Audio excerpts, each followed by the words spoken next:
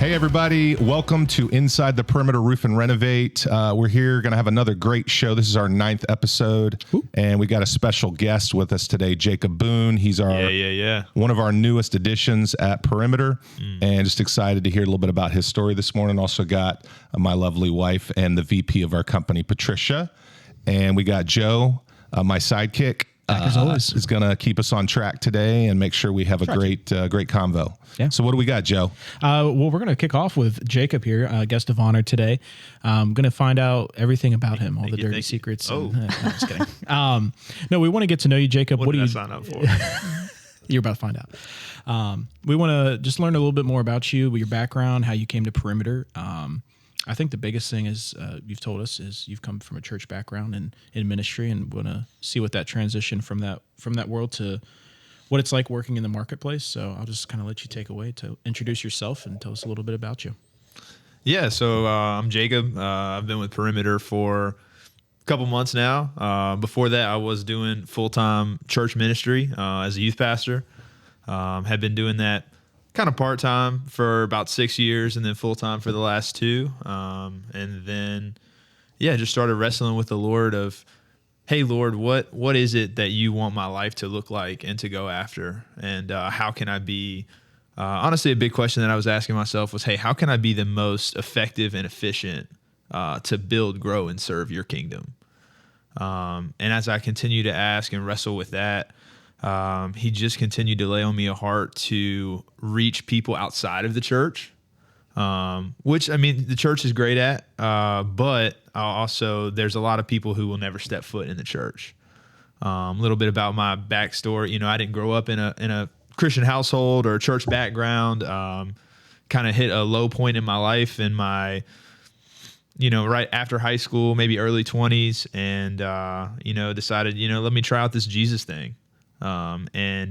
He came in, he radically changed my life, met me in my lowest moment. And I kind of just, I jumped all in after that. I experienced how Jesus can really transform someone. And so I thought, hey, why would I not go full time into the church, and pursue that, pursue him, pursue ministry, help other people experience that as well. So yeah. That's great. So tell us a little about what were you doing in the church? You found out, hey, I want to chase after God and his heart and his desires. What did you start doing? Like, what was the first step after that? Yeah, I mean, the first start was go to church. That's always a good. That's good a start. good step. Yeah, like I had been, a couple times young, and then in high school, or middle school, I had a girlfriend. We hung out at youth group or whatever, but never really took it seriously. Didn't know that you could actually have a relationship with Jesus. Nobody had ever explained that to me. I'd never experienced that. I would say I'd never experienced, even heard about or talked about really the Holy Spirit other than kind of just this tertiary, I think that's the right word, presence maybe, or, kind of off in the distance that, people are kind of like, I don't know what to do with that, or don't talk about it enough. And then so I started going to church. I experienced God, Jesus, the Father, the Son, the Holy Spirit, and was kind of also still processing life at that point. I had went to community college twice, dropped out both times, worked like 60 hours a week for a year, and thought, what am I, kind of just trying to figure things out as a young person, kind of off on my own. And my church launched a 1-year ministry school where you got to be doing classes, but also doing ministry. And so I got plugged into the youth ministry, the high school ministry there. I had already been serving in the kids ministry from another connection from my job that had kind of invited me to come and serve on like an Easter Sunday because, our church has a lot of college kids and they were all gone. And so kind of I'd been doing camp ministry even before that. And so I kind of have a heart for kids and for students. And so I was doing student ministry all the way from, I think I was a first grade small group leader. That was my first role, all the way to, I graduated. I was a 12th grade small group leader. I was a high school, kind of production and setup leader when we were a portable church. And then all the way to, leading even prayer groups, prayer teams, student leadership teams, preaching. Just kind of did a little bit of everything.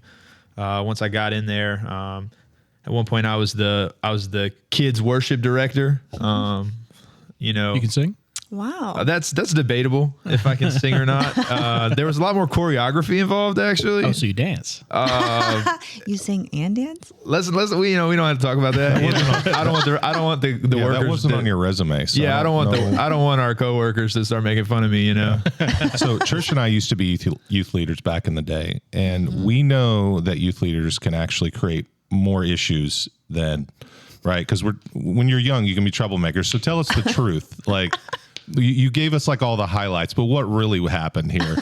I don't know if I should say all that stuff on the microphone, but no, a lot of really good stuff. It kind of gave me a sense of belonging and even wanting to grow and improve myself because I had, a flock of young people to shepherd, to grow, to help, to serve, to love.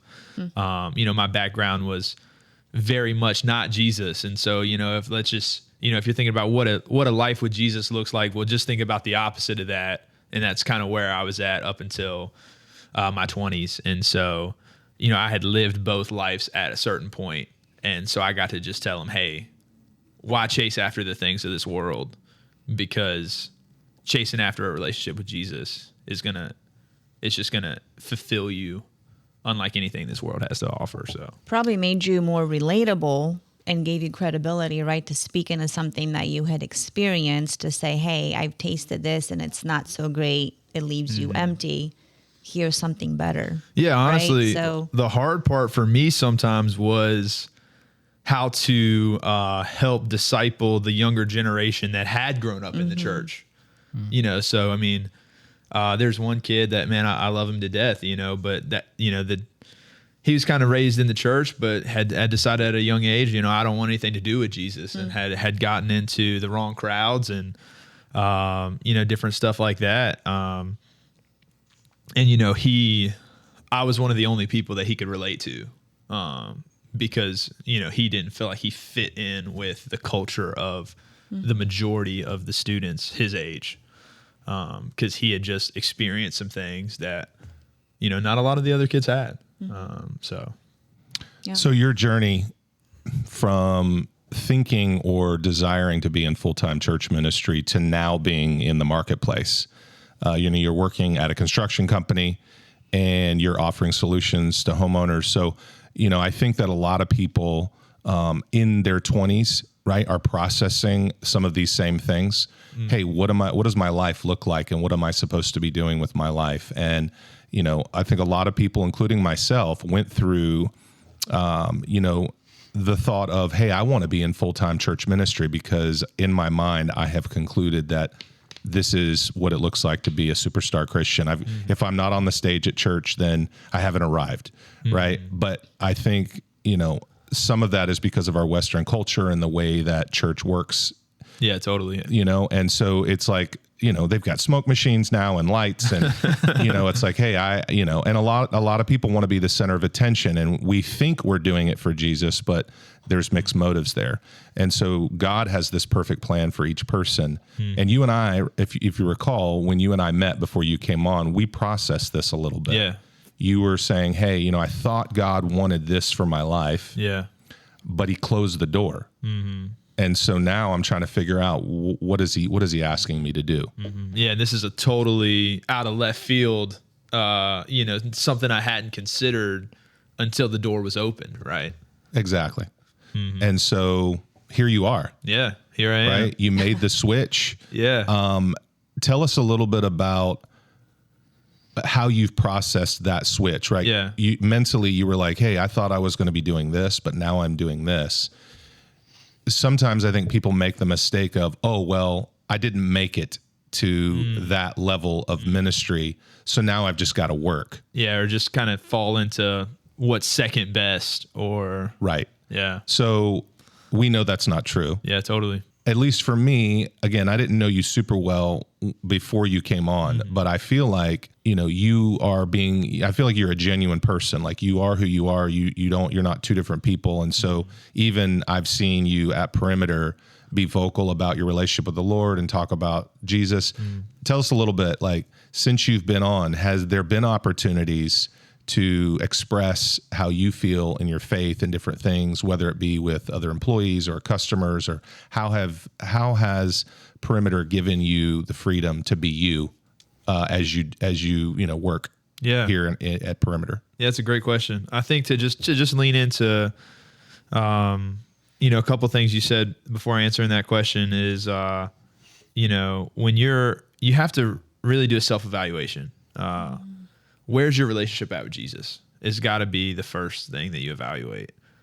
Because the truth is, in Western culture, Western church, there's these TikTok famous pastors. There's the mega church pastors with the huge crowds and the, even the great sermons. But I think it's way too easy to go into a place where you experience and encounter Jesus in a radical way.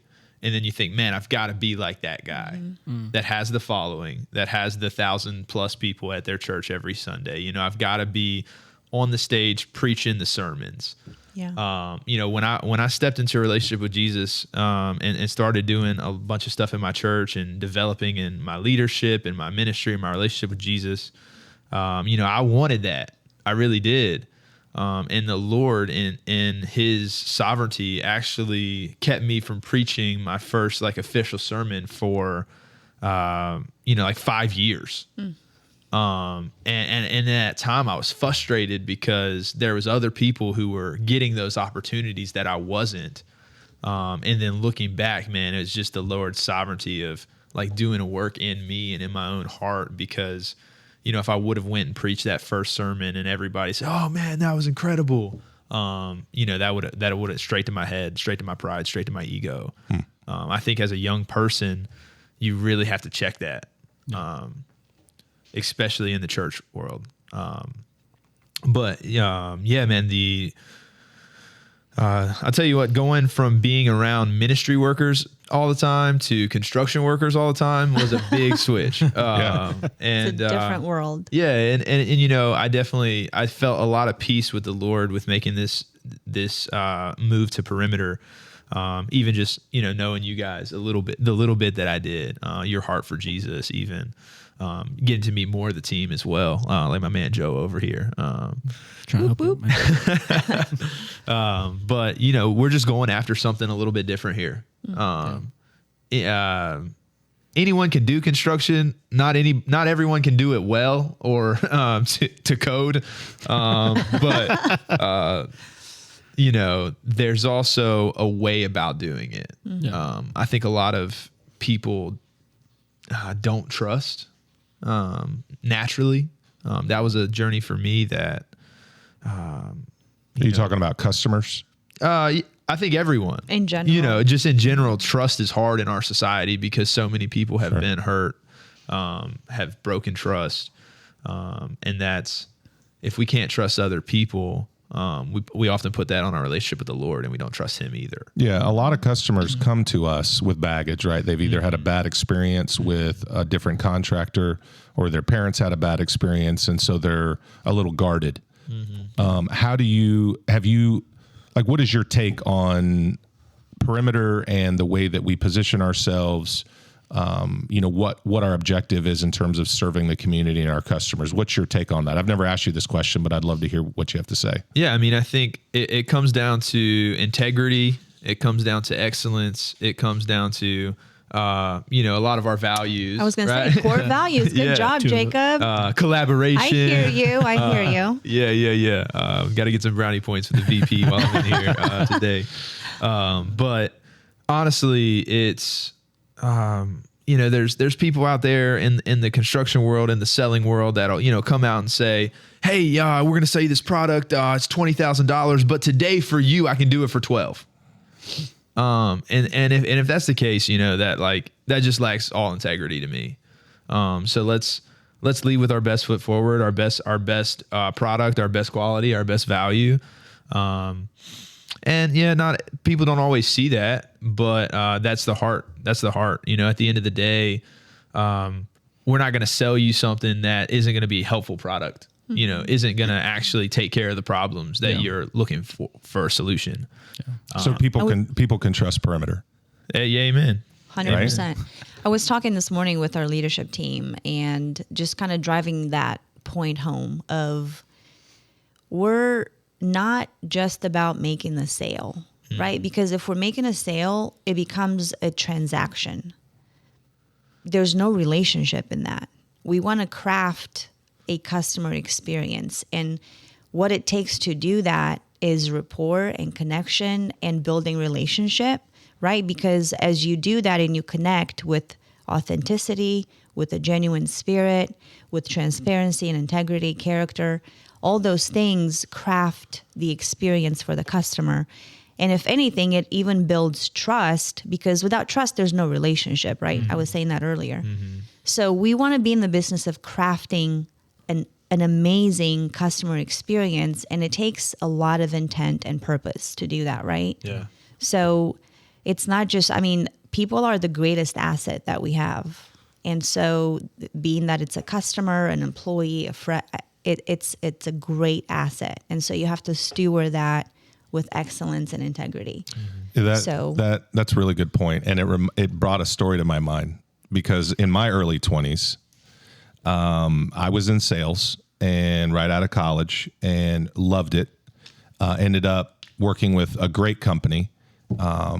And basically I realized that I was a very transactional thinker. I was bottom line, I was going in, I just wanted the sale. And that was a weakness of mine. I was strong in every other area, but just making sure of course. he puts that out there. But I remember my boss confronted me on it. He's like, "Hey, you have got to learn how to build rapport and connect with people, because people can see through your desire to just want to make a transaction."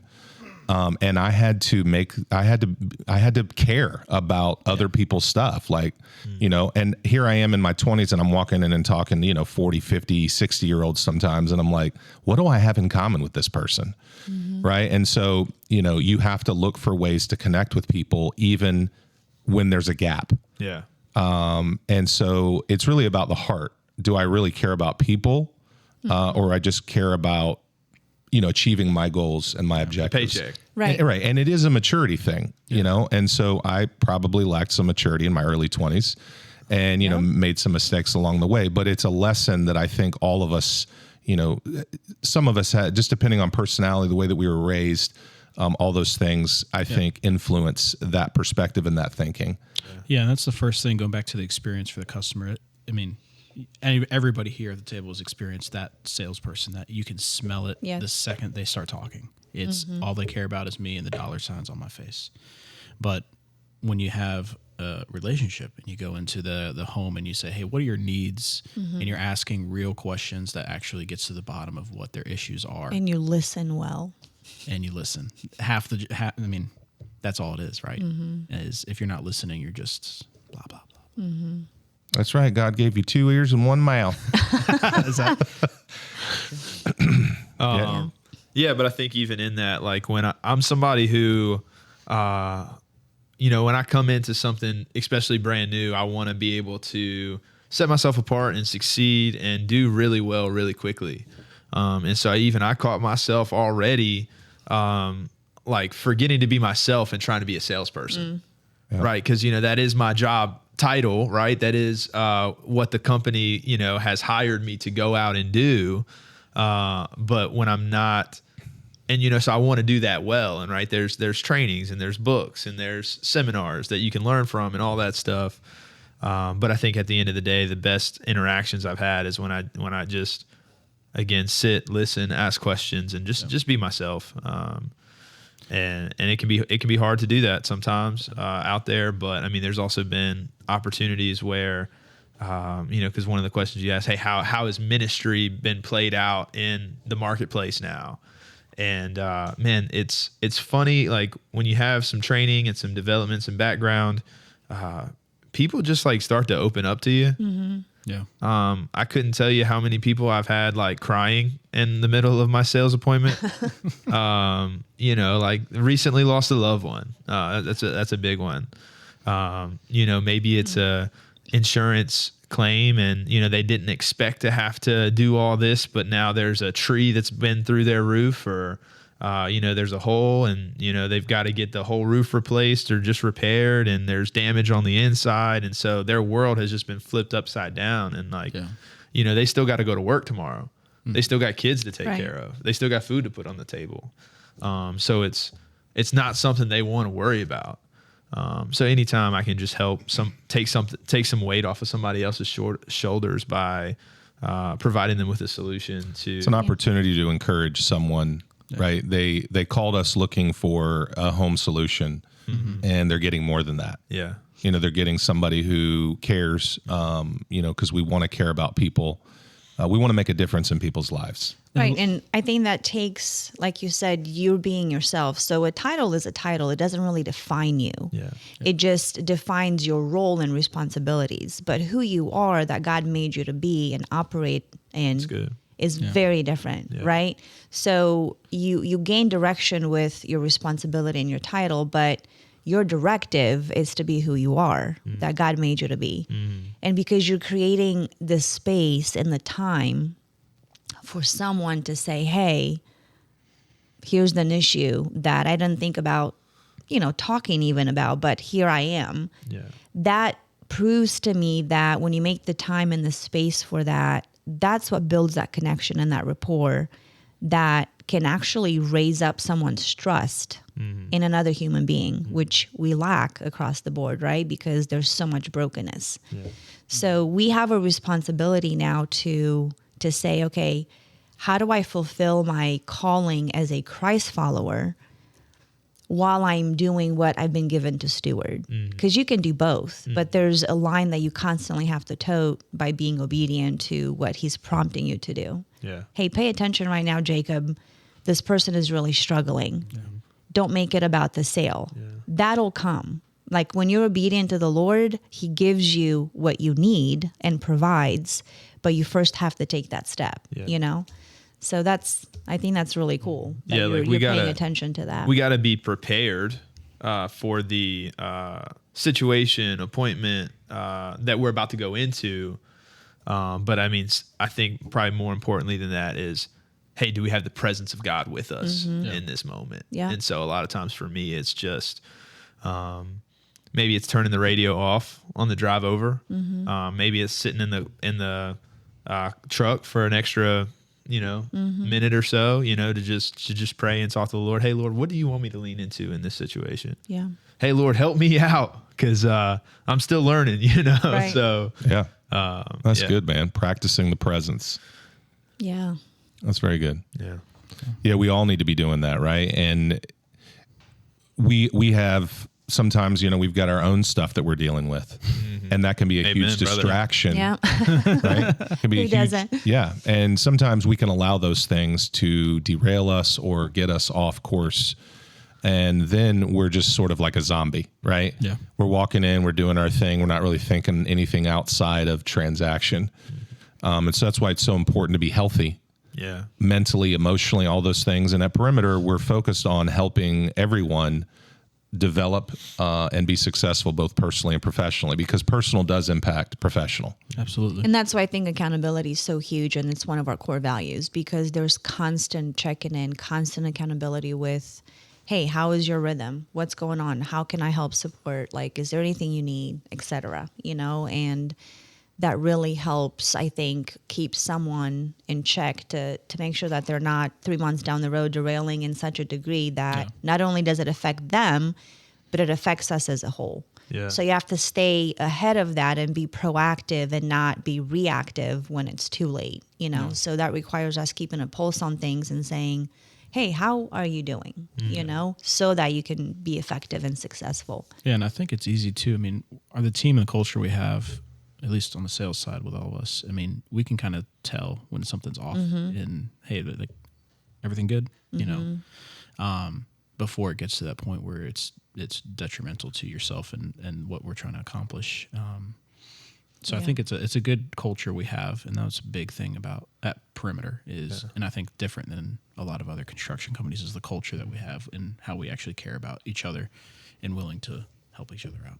Yeah, there can be unhealthy competitiveness in some construction companies. Yeah. Especially on the sales team. Absolutely. Oh yeah, right, yeah. Absolutely. And so one of the things that I've seen and I've gotten feedback over the years is that I feel like everybody here is for me, and that no one is trying to step on my toes or understep me or steal something from me.